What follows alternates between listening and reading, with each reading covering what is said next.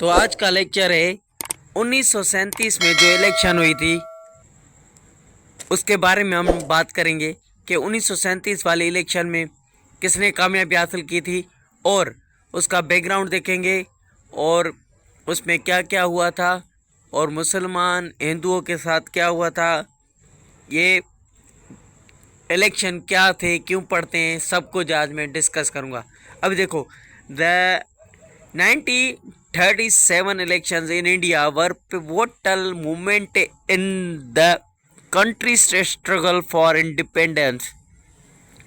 इसका मतलब है कि 1937 में जो इलेक्शन हुई थी वो बहुत ही अहम मूवमेंट था, लम्हा था कंट्री के लिए। जो हम मेहनत कर रहे थे, हिंदू मुसलमान स्ट्रगल कर रहे थे आज़ादी के लिए, उसमें ये बहुत अहम लम्हा था। ये इलेक्शन उसमें आज़ादी हासिल करने में बहुत अहम रोल प्ले किया था इसने, इलेक्शन ने।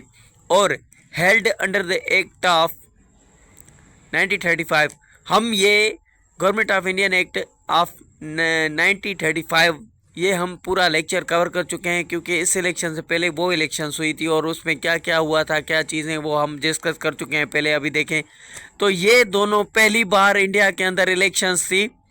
गवर्नमेंट ऑफ इंडियन एक्ट 1935 और 1937, ये पहली बार इंडिया के अंदर इलेक्शन हुई थी हिंदू मुसलमानों के बीच में। These elections were the first major electoral test. ये पहली बार हिंदू मुसलमानों ने टेस्ट की कि इलेक्शन करके देखते हैं इलेक्शन में क्या होता है, क्या नहीं मिलता, रिजल्ट सब कुछ चेक करें, इलेक्शन करके चेक किया गया। ठीक है, ये पहली टेस्ट थी ये दो एक्ट के इलेक्शन में, हमें देखते हैं रिजल्ट क्या मिलता है। Indian National Congress and the Muslim league के बीच में ये टेस्ट हो रही थी। दोनों act, government of Indian act of 1935 और 1937 वाला इलेक्शन, ये दोनों इलेक्शन की टेस्ट थी। ठीक है, टेस्ट के तौर पर इनको ऐसे आजमाया गया कि इलेक्शन करके देखते हैं। ठीक है, उसके बाद बैकग्राउंड आता है, इस इलेक्शन का बैकग्राउंड क्या था। तो आगे पढ़ते हैं। मेरे इस चैनल बनाने का मकसद ये है कि आसान में आसान करके दूं आपको, आसान उर्दू में, जो कि सीएसएस के मुश्किल से मुश्किल टॉपिक्स हैं, लफ्ज़ हैं, वर्ड्स हैं, उनको मैं बहुत ही इजी करके आपको सेंड करता हूँ। इस चैनल का मकसद यही है, बहुत ही आसान करके चीज़ें शेयर की जाए। तो ठीक है, आगे चलते हैं। हमने बैकग्राउंड में देखा कि Indian National Congress had initially oppose the government of Indian act 1935। ये 1935 वाला एक्ट हम पहले डिस्कस कर चुके हैं। इसमें इंडियन नेशनल कांग्रेस ने क्या किया था ना, इसके खिलाफ थे, उसमें पार्टिसिपेट नहीं कर रहे थे, इसके खिलाफ थे, मतलब कि बस आप समझ रहे। उसको आप देखेंगे लेक्चर को, आपको पता चल जाएगा क्या वजह थी, क्या चीज़ें थी। शुरुआत में इनिशियली का मतलब होता है शुरुआत में कोई काम हो रहा है उसका इनिशियली, शुरुआत में उसने अपोज किया, मतलब कि उसके खिलाफ गए। But later decided to participate in the elections. बाद में इंडियन नेशनल कांग्रेस, मतलब कि हिंदुओं ने फैसला कर लिया कि हमें इलेक्शन में हिस्सा लेना चाहिए और आजमाना चाहिए। ठीक है, the parties manifesto promised to combat the act and work towards civil liberty and labor rights and social reforms। अभी यहाँ पर नीचे जो वर्ड्स लिखे हुए हैं पहले मैं आपको वो बताता हूँ। इलेक्टोरल टेस्ट तो हो गया, इलेक्टोरल टेस्ट का मतलब है इंतखाबी इम्तिहान। वोटर चूज़ करते हैं अपने लीडर को जो उनकी ज़रूरियात और मसले जो होते हैं, मसलाहत को समझता है और उनको हिफाजत करता है अपने वोटर्स की, जो उसको वोटर करता है। जो लोग वोट करते हैं वो आवाम होती है, एक उनका लीडर होता है। तो वो एक टेस्ट हो रही थी कि हिंदू कायदे आज़म मोहम्मद अली जनाब की पार्टी है मुस्लिम लीग, तो उनको कौन से मुसलमान कैसे उसको वोट कर रहे हैं, और इंडियन नेशनल कांग्रेस उसको कैसे हिंदू वोट कर रहे हैं, गांधी को। इस पे नेहरू भी था। आगे डिस्कस करते हैं। इलेक्शन हो गई, इलेक्शन में रिजल्ट क्या निकला। तो ये वर्ड की मीनिंग थी, ठीक है। तो आगे चलते हैं, आगे हम मीनिंग बताता हूँ मैं इसकी। शुरुआत में इंडियन नेशनल कांग्रेस ने गवर्नमेंट ऑफ इंडियन एक्ट 1935 को अपोज किया था, इसके खिलाफ किया था। बाद में इसने फैसला कर लिया इलेक्शन में हिस्सा लेने का इंडियन नेशनल कांग्रेस मतलब के हिंदुओं ने, और party manifesto promise to come back the act. तो कहा जो गवर्नमेंट ऑफ इंडियन एक्ट था उसका अब मुकाबला करेंगे, और मैनिफेस्टो प्रोमिस्ड इसकी मीनिंग मैं आपको बताता हूँ। पार्टी के मंशूर में एक्ट का मुकाबला करने के और शहरी आज़ादी, मजदूरों के हकूक़ और समाज असलात मतलब के रिफॉर्म्स के लिए काम करने का वादा किया गया। यहाँ पर इसका मतलब है मैनिफेस्टो का एक प्लान आप कह सकते हैं। ये एक पॉलिटिकल डॉक्यूमेंट्स होता है जो कि एक पार्टी या कैंडिडेट या कोई शख्स बनाता है अपनी इलेक्शन की कैंप लगाने के लिए। दौरान कैंप के जारी करता है ये अपना मैनिफेस्टो मतलब के पेज पर सारा प्लान लिखकर सेंड करता है, भेजता है, दिखाता है, ठीक है। तो इसमें पार्टी की प्रिंसिपल्स, गोल, पॉलिसीज़ का ऐलान किया जाता है, और मैनिफेस्टो एक पेज पर लिखी हुआ सारा प्लान होता है कि हम इलेक्शन में ये प्रिंसिपल होंगे, ये असूल होंगे, और इसका ये मकसद होगा, उसमें ये पॉलिसी होंगी, ये करना होगा, ये नहीं करना होगा। मैनिफेस्टो उस चीज़ को कहते हैं, ठीक है। तो इलेक्शन मंशूर सियासी प्रोग्राम, ठीक है। तो पार्टीज मैनिफेस्टो प्रोमिस्ड मतलब के पार्टियों ने ये वादा किया गवर्नमेंट ऑफ इंडियन एक्ट का मुकाबला करेंगे, और मतलब के इलेक्शन में सब हिस्सा लेंगे पार्टियां, और इलेक्शन का आजमाएंगे और इलेक्शन में मुकाबला करेंगे एक दूसरे का, लीडर्स एक दूसरे का, ठीक है। Work toward civil liberties, labour rights and social reforms. इसमें यह भी कहा गया इंडियन नेशनल कांग्रेस वालों ने और मुस्लिम लीग ने, ये पार्टी थी आज जैसे पीटीआई, पीपल्स पार्टी, नून लीग, ये पार्टियां हैं पाकिस्तान के अंदर। उस दौर में इंडियन नेशनल कांग्रेस और मुस्लिम लीग ये पार्टियां थी। तो देखें इन्होंने पार्टीज़ मैनिफेस्टो प्रोमिस्ड मतलब के जो मुस्लिम लीग थी मुसलमानों की पार्टी और कांग्रेस थी हिंदुओं की पार्टी, इन्होंने वादा किया कि हम काम करेंगे, किसके लिए काम करेंगे। एक्ट में ये कहा गया मुकाबला करने के लिए एक दूसरे का मुकाबला करेंगे, और ये वादा किया गया शहरियों को आज़ादी दिलाएंगे मतलब के सिविल लिबर्टीज़ मतलब के शहरियों को आज़ादी दिलाएंगे, हर चीज़ में उनकी मदद करेंगे। मज़दूरों को लेबर राइट्स, मज़दूर जो हैं, जो नीचे वाला तबका है, जो गरीब है, उनको हकूक़ दिए जाएंगे, तालीम के, दूसरे भी बहुत जो हकूक़ होते हैं हर किसी इंसान के, हर मुल्क में, हर शहर में, हर जगह पर।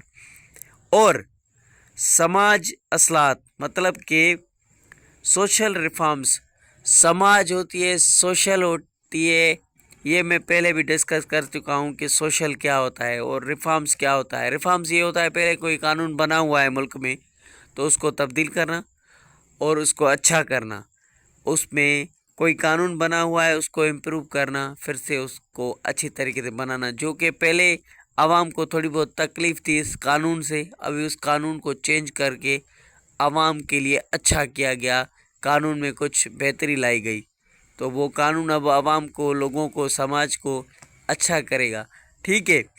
तो ये तीनों काम करने के लिए पार्टियों ने वादा किया कि ये हम काम करेंगे।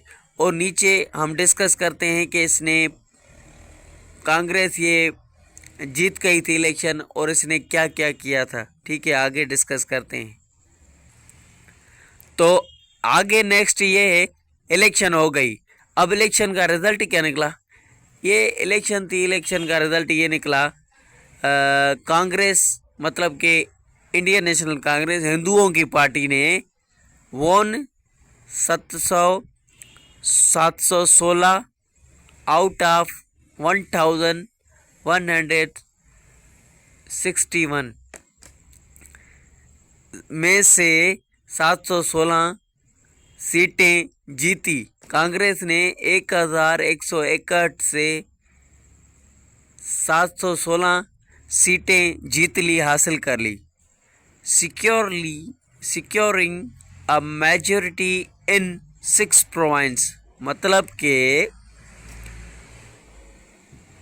6 सूबों में अक्सरियत के साथ, बहुत से लोगों के साथ ये इसने इलेक्शन जीती।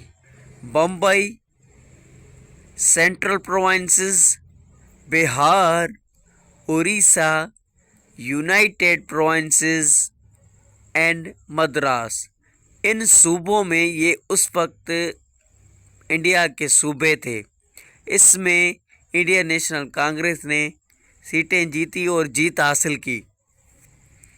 The party performed poorly in Punjab and Sindh, Punjab और सिंध में इनको कामयाबी कुछ कम मिली। The Muslim League on the other hands won only, और दूसरी साइड पर मुस्लिम लीग ने, मुसलमानों ने 491 मुस्लिम सीट से 106 सीटें हासिल की इलेक्शन में। ठीक है, तो इलेक्शन का रिज़ल्ट ये था कि मुसलमानों ने इतनों में से, अपने सूबों में से, पंजाब और सिंध मुसलमानों के सूबे थे, उनमें दूसरे जो ऊपर Bombay, Central Asia, Bihar, Orissa, United Province, Madras, इन ये सब सारी जगह ना हिंदुओं के मेजॉरिटी इलाके थे। यहाँ पर हिंदुओं की आबादी और हिंदुओं के लोग ज़्यादा थे, मुसलमान कम तादाद में थे। तो जहाँ पर हिंदुओं की तादाद ज़्यादा थी, वहाँ पर हिंदुओं ने कामयाबी हासिल की, और पंजाब और सिंध में मुसलमानों की अक्सरियत और आबादी ज़्यादा थी, हिंदुओं की बहुत कम थी, इसलिए यहाँ पर भी मुसलमानों ने इतनी सीटें ना जीती, लेकिन जीती अपने सूबों में कुछ न कुछ सीटें इसने हासिल की, वोन किया। तो आगे चलते हैं। अभी मैं मैप आपके साथ शेयर करूंगा। ये Bombay, central province, Bihar, Orissa, United provinces, Madras, ये उस दौर में मैप में पिक्चर दिखाऊंगा कि कौन कौन से इलाके थे, और सिंध और पंजाब भी क्या थे। अब फॉर्मेशन ऑफ कांग्रेस मिनिस्ट्री, इसका मतलब है इलेक्शन हो गई और कांग्रेस का रूल शुरू हो गया, कांग्रेस ने हुकूमत जमा ली और कांग्रेस जीत गई। तो जो जीतता है तो उसकी हुकूमत होती है, उसको चलाना होता है मुल्क। तो ये कांग्रेस ने जीत ली थी, उसके बाद कांग्रेस मिनिस्ट्री बनी थी। कांग्रेस मिनिस्ट्री मतलब कि कांग्रेस का हिंदुओं का रूल बन गया, हुकूमत बन गई। तो कैसे बनी, क्या किया, क्या नहीं हुआ, कैसे, अब देखते हैं। आफ्टर द इलेक्शन के बाद इलेक्शन हो गई, Congress formed government in 7 province. ऊपर हम डिस्कस कर चुके, 7 सूबों में कांग्रेस ने अपनी हुकूमत बना ली विद द नोटेबल लीडर्स, और इसमें कुछ लीडर्स थे जो कि हमने नोट किए हैं, लाइक B.G. खैर इन मुंबई में ये लीडर था जिनको वोट दिए गए, वो B.G. खैर था, लोगों ने जिनको जिताया। और गोविंद बल्लभा पंत ये यूनाइटेड प्रोविंसेस से लीडर थे, शख्स थे जो जीत गए, ये भी कांग्रेस के लीडर थे। These ministries implemented various reforms and including, नीचे लिखे हुए। तो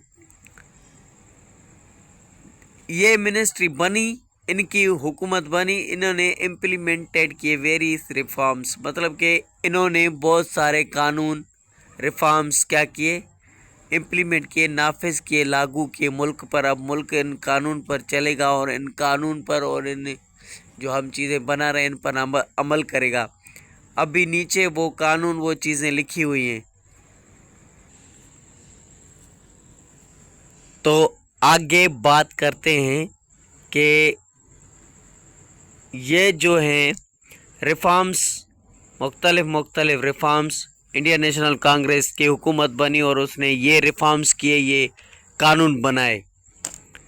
तो टेनेंसी लेजिस्लेशन, उन्होंने ये कानून बनाया कि गरीबों को उनका किराया, उनका हक, किराएदार को किराया मिलना चाहिए, ऐसा कानून बनाया। जैसे कि प्रोटेक्टिंग पीजेंट्स, कुड़मी जो ज़मीन में काम करते हैं उनके लिए, उनको नुकसान ना हो, एक्सप्लॉइटेशन, उनकी तबाही ना हो, उनकी बर्बादी ना हो, उनका नुकसान ना हो, उसके लिए कानून बनाए गए। उनको टाइम से हर चीज़ मिलनी चाहिए, उनके हकूक़ का ख्याल रखा गया। पहला ये, क्योंकि जब मुल्क तरक्की करता है तो उसका फसल अच्छा होता है, बाहर जाता है, इंपोर्ट एक्सपोर्ट करता है कंट्री, तो तरक्की होती है। तो इसके लिए ये कानून बनाया इन लोगों ने, इंडियन नेशनल कांग्रेस हिंदुओं ने। तो लेबर रिफॉर्म्स ये थे जो कि मज़दूर तबका है, जो भी मज़दूर होते हैं किसी भी तरीके से, चाहे वो जगह का मज़दूर हो या किसी काम का कोई भी मज़दूरी जो भी करते हैं, वो इम्प्रूविंग वर्किंग कंडीशंस, उनके लिए आसानियाँ पैदा की गई। जैसे कि वो अपने काम में आसानी, उनके कामों में आसानी पैदा की गई। वेज, ठीक है। तो ये लेबर्स के रिफॉर्म्स में मज़दूरों के लिए उन्होंने अच्छे कानून बनाए, उनकी मदद करने के लिए, उनको आसानी देने के लिए। प्रोहिबिशन एनकरेज टेम्परेंस, और ये शराब जैसी चीज़ें, ख़राब जो भी चीज़ें थी उनके लिए मना कर दिया गया इसके बाद, ठीक है। और एजुकेशन को प्रमोट किया गया, वोकेशनल ट्रेनिंग दी गई, वोकेशनल ट्रेनिंग और फ्री प्राइमरी एजुकेशन दी गई। ये रिफॉर्म्स लाए गए, तालीम दी गई मज़दूरों के लिए, कुड़मियों के लिए, हर किसी के लिए एक बहुत अच्छे रिफॉर्म्स लाए, अच्छे कानून बनाए। कांग्रेस ने ये काम किया था जब इलेक्शन जीत ली थी, हुकूमत बना ली थी। तो ये हमें पढ़नी चाहिए चीज़ें। उसके बाद however the Congress ministry also faced criticism for their handling of the communal tensions, peasant reforms and labor disputes। इसका मतलब है कि कुछ इनकी ऐसे कानून, कुछ ऐसी चीज़ें थी जो कि लोगों को काबिल कबूल नहीं थी, ठीक नहीं थी उनके लिए। इसके लिए उन्होंने इसे तनकीद करना शुरू कर दिया। तो कांग्रेस वालों ने थोड़ी बहुत ये क्रिटिसाइज लोगों की तरफ से बर्दाश्त की, उनको मिली, हैंडल करना पड़ा उनको। कम्युनल टेंशन भी उनको हैंडल करना पड़ा। कम्युनल टेंशन का मतलब होता है जैसे कि इंडियन नेशनल कांग्रेस पार्टी है, मुस्लिम लीग पार्टी है, और भी कौमें मौजूद थी, उन सब की पार्टियां थी, और भी लोग मौजूद थे, ग्रुप मौजूद थे, पार्टियां थी और कौमें थी। उन सब में टेंशन हो गया, वो सब टेंशन पैदा कर रही थी कांग्रेस के लिए, वो कांग्रेस को भी फेस करना पड़ा। और पीजेंट रिफॉर्म्स के बारे में भी इसको तनकीद की गई कि ये कानून गलत थे, सही है क्या, इस तरह से कुछ लोगों को तकलीफ़ हो रही थी इन कानून से। एंड लेबर डिस्प्यूट्स, और लेबर जो तबका है उनका डिस्प्यूट, झगड़ा शुरू हो गया। तो ये कुछ मसाइल थे जो कि शुरू हो गए थे, मिनिस्ट्री फेस कर रही थी, हुकूमत को फेस करने पड़े। कुछ कानून सही होते हैं, कुछ गलत, इस तरह से पता नहीं कैसे कैसे कानून थे, किस किस तरह से वहाँ पर वो झगड़े चल रहे थे एक दूसरे में। पार्टियाँ, लोग, ग्रुप, कौमें आपस में झगड़ा कर रही थी, बहस कर रही थी, एक दूसरे को फेस कर रही थी, बर्दाश्त कर रही थी। तो resignation of the Congress ministry, तो उसके बाद रिज़ाइन कर दिया कांग्रेस मिनिस्ट्री ने। मतलब कि जो ब्रिटिश वालों ने ऐसा काम किया कि कांग्रेस वालों ने अपनी हुकूमत से रिज़ाइन कर लिया, अपनी हुकूमत ख़त्म कर ली, छोड़ दिया हुकूमत को। और ये बात कैसे हुई, क्यों हुआ, सब अभी नीचे पढ़ते हैं। इन 1939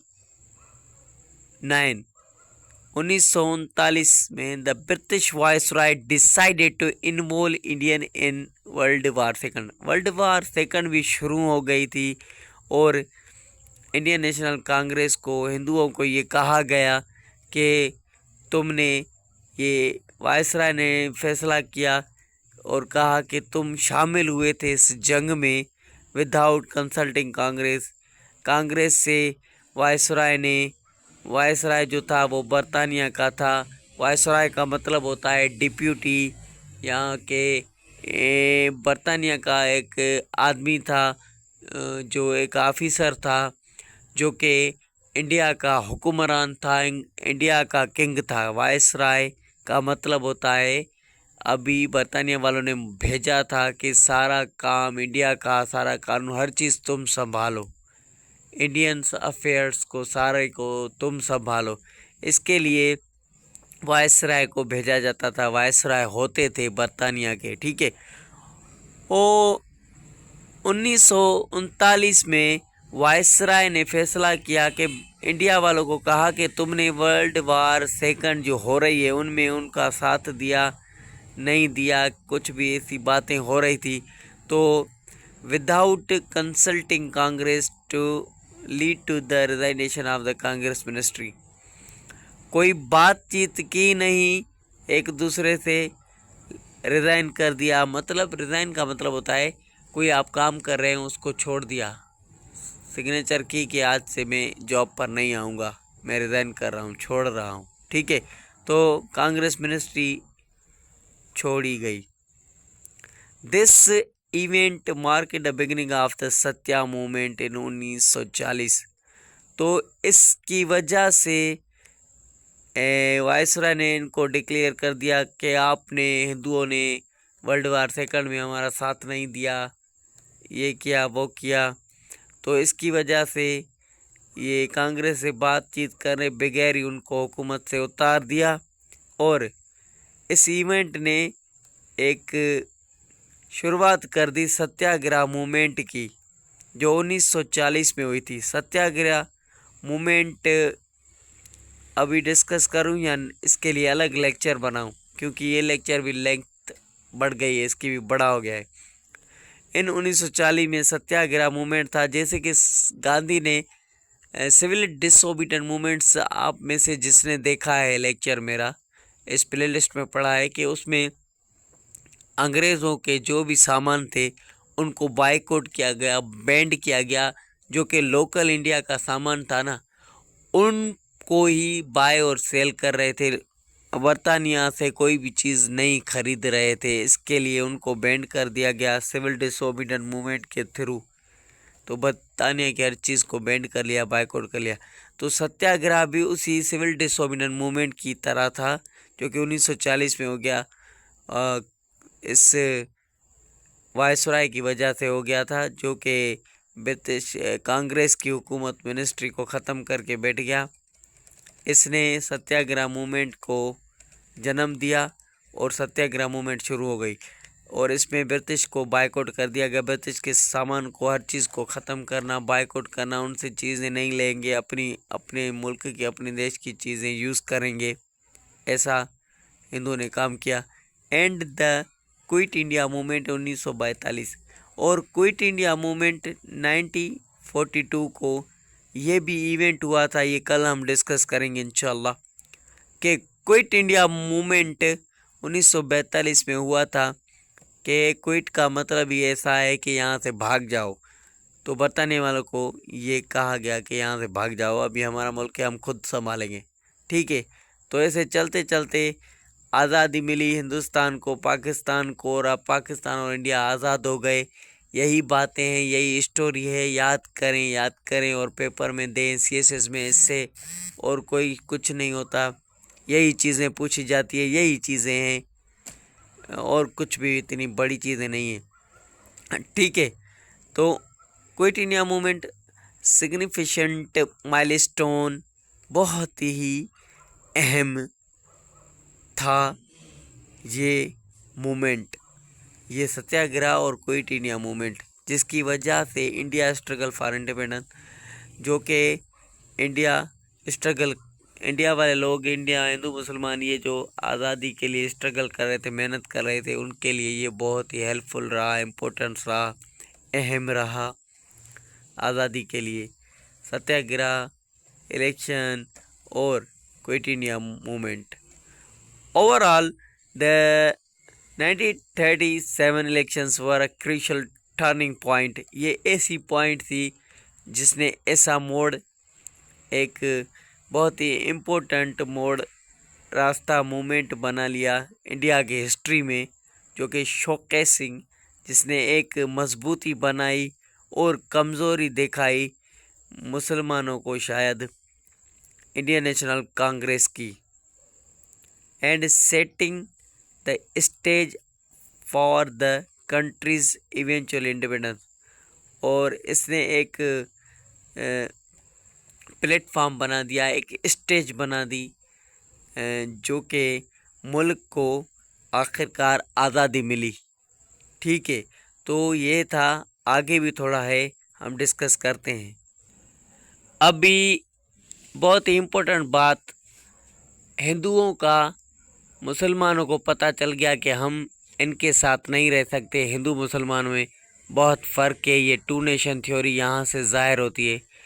और यहाँ पर एक बात बहुत ही इम्पोर्टेंट मैं करने वाला हूँ। द कांग्रेस रूल इन 1930, इस इलेक्शन के बाद जब हिंदुओं की कांग्रेस की हुकूमत बनी, तो some crucial policies toward the Muslims, इसने बहुत बुरी पॉलिसीज़ मुसलमानों की, कि कुछ ऐसी इनकी हिंदुओं की पॉलिसी थी कांग्रेस रूल की, इलेक्शन के बाद मुसलमानों के खिलाफ कुछ इसने बदसलूकी की, were quite contentious policies against the Muslim, कुछ ऐसी पॉलिसीज़ थी खराब, बैड, मुसलमानों के लिए। मुसलमान हार गए, कांग्रेस जीत गई, तो वो उनको चिढ़ाने लगे, तो मुसलमानों के साथ जुल्म करने लगे। अभी देखें वो क्या क्या चीज़ें थी जो कि मुसलमानों के साथ हो रही थी। एक तो लैंग्वेज और culture, Hindi was made the official language. India में हिंदी, उर्दू हिंदी कंट्रोवर्सी में हम डिस्कस करेंगे कि ये कंट्रोवर्सी क्या थी और ये झगड़ा क्या था, वो लेक्चर बनाऊंगा मैं कल इंशाल्लाह। तो Hindi was made the official language, इन्होंने अपने लैंग्वेज और कल्चर को फैलाना शुरू कर दिया, किसने? हिंदुओं ने। तो पहले नंबर पर ऑफिशियल पूरे इंडिया की, बड़े सभी की, सब कंटिनेंट की लैंग्वेज, इन्होंने लैंग्वेज उर्दू को हटाकर हिंदी रखी गई। क्योंकि जब मुग़ल एम्पायर हम पढ़ेंगे, मुग़ल एम्पायर इस चैनल की प्लेलिस्ट में एपिसोड 1-2 है, वो मोहम्मद बिन कासिम का एपिसोड 1 है। उसके बाद गजनवी का, उस एपिसोड में 5वें नंबर पर एपिसोड बनाएंगे, जिस एपिसोड में मुग़ल एम्पायर्स की, मुग़ल बादशाहों की हर चीज़ डिस्कस करेंगे। उसमें क्या था ना, सबसे पहले वो वाक़यात हुए थे, उसके बाद ये इलेक्शन सालों बाद हुई थी, ठीक है। तो उसमें ऑफिशियल लैंग्वेज बरे सगीर की, इंडिया की कौन सी थी? उर्दू थी, क्योंकि मुग़ल बादशाह ने उर्दू को, क्योंकि मुसलमानों की हुकूमत थी, मुग़लों की हुकूमत थी, तो उन्होंने ऑफिशियल लैंग्वेज बरे सगीर की इंडिया की उर्दू रखी थी, ठीक है। तो इसलिए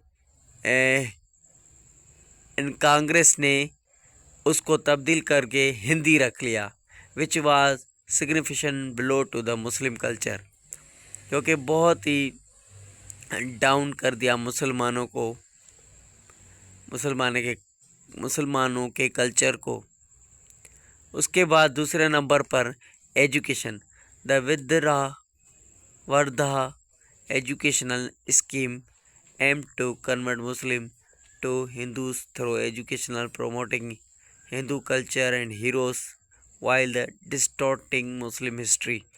तो वर्धा एजुकेशनल स्कीम इन्होंने बनाई, उसका मकसद था मुसलमानों को कन्वर्ट करना हिंदुओं में, और एजुकेशन के ज़रिए उन्हें हिंदू कल्चर को बढ़ाया गया। हिंदू के जो हीरोज़ थे, जो कि हिस्ट्री में रहे थे, जिनको मुसलमानों ने हराया था, जैसे कि राजा दायर को मोहम्मद बिन कासिम ने हराया था,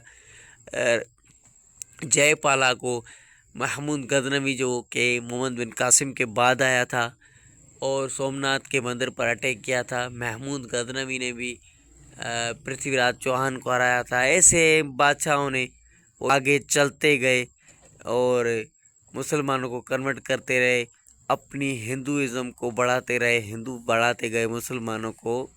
ये मुसलमानों के साथ ये सलूक हो रहे थे, मुसलमानों की हर चीज़ को ख़त्म किया जा रहा था। वाइल डिस्टॉर्टिंग मुस्लिम हिस्ट्री, मुसलमानों की हिस्ट्री को मिटाया जा रहा था, ख़राब किया जा रहा था। डिस्टॉर्टिंग का मतलब है ख़राब किया जा रहा था। रिलीजियस फ्रीडम, मज़हब की आज़ादी मुसलमानों ने फेस की। मुस्लिम्स फेस्ड रिस्ट्रिक्शंस, मुसलमानों के ऊपर पाबंदियां लगाई गई।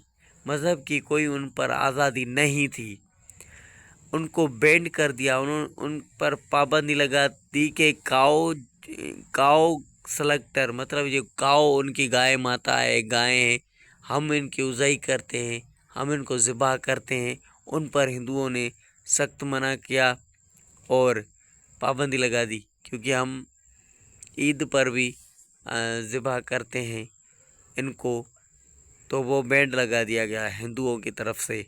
कांग्रेस मिनिस्ट्री ने देखो मुसलमानों को टू नेशन थ्योरी को, जो कि झगड़ा चलता आ रहा है, ज़ाहिर कर दिया। ये कभी भी साथ नहीं रह सकते, ये बहुत बड़ी दो कौमें मौजूद हैं बरे सागिर में। And construction of new masjids was banned, नई मस्जिदें बनाने पर बैंड, मस्जिदें नहीं बनाएंगे आप। इस तरह से मुसलमानों पर जुल्म। जब मुसलमान नमाज के टाइम पर सूअर छोड़े जाते मस्जिदों में, और आज़ान के टाइम, नमाज के टाइम मस्जिद के बाहर पत्थर मारे जाते मस्जिद में, और आज़ान के दौरान ड्रम बजाए जाते, दूल बजाए जाते गलियों में। ये हिंदू कर रहे थे हरकतें उस टाइम पर, जो कि उनकी हुकूमत आ गई तो वो अपनी मनमानी कर रहे थे। इकोनॉमिक अपॉर्चुनिटीज़, मुसलमानों को कुछ नहीं मिल रहा था। हकूक, पैसों की जगह पे उनको कोई सीट, कोई इकोनॉमी के मतलब होता है पैसों का लेन देन, इनकम सपोर्ट जो भी होती है इनकम वाला, उस पर एक्सपेल्ड कर दिया from government offices.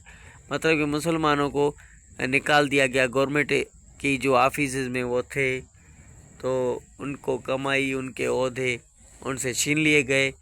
And faced limited career opportunity, कुछ निचले तबके की जैसे कि पियोन, पट्टे वाला, और ये ऑफिस बॉय, चाय पिलाने वाला, कुछ ऐसे हल्के फुल्के उनको अपॉर्चुनिटीज़ थे, जॉब्स के मौके थे, जो कि हल्की लेवल के, नीचे रैंक के। आप बाकी सब हाई रैंक और ऑफिसर, बड़े बड़े लोग खुद बैठ रहे थे अपनी सीटों पर, मुसलमानों को कोई हक नहीं मिला था। यहाँ पर ये बातें हो रही है, ठीक है। तो ये सब कुछ मुसलमानों पर ये इम्पेक्ट हुआ इस कांग्रेस की मिनिस्ट्री का। तो मुस्लिम लीग ने, जिसके लीडर थे मोहम्मद अली जिन्ना, जिसको लेके चल रहे थे, आगे थे Mohammad Ali Jinnah, actively spoke out against these policies. ये जो पॉलिसीज़ थी इनके खिलाफ कायदे मोहम्मद अली जिन्ना ने आवाज़ उठाया और लड़ा, ये पॉलिसी गलत हैं आपकी, ये चीज़ें।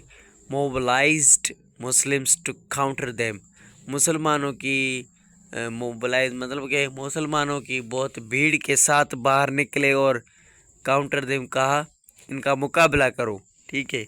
और जिन्ना ने डिक्लेयर किया, मतलब कि जिन्ना ने ऐलान किया कि Congress sole agenda was to establish a Hindu Raj. Congress का ओनली ये प्लान था, एजेंडा था कि एस्टेब्लिश करना हिंदू राज, हिंदुओं की हुकूमत, हिंदुओं का राज हो। यही इनका मकसद और गोल था। इन कांग्रेस मिनिस्ट्री इन 1939 में कांग्रेस मिनिस्ट्री का यही मकसद है। ठीक है, इंडिया में हिंदू राज होना चाहिए, इस तरह से हिंदू अपना राज बनाते। Muslim League activism ultimately lead to the resignation of the Congress ministry in 1939। तो ये मुस्लिम लीग ने एक्टिवली काम करके आखिरकार कांग्रेस मिनिस्ट्री को ख़त्म कर दिया 1939 में, which was celebrated by Muslims as the day of deliverance. अब जब मुस्लिम लीग, जब वायसराय ने, हम ऊपर पढ़ चुके, जब वायसराय ने वर्ल्ड वार सेकंड में इन्वॉल्व किया हिंदुओं को कि तुमने जंग में हमारा साथ नहीं दिया, तो आपको अभी ये हुकूमत आपकी ख़त्म की जा रही है। आप सबको, हिंदुओं को मतलब कि उन्होंने गवर्नमेंट से हटा दिया। कांग्रेस वालों को, नेहरू को, गांधी को, इनको हुकूमत इनसे छीन ली गई।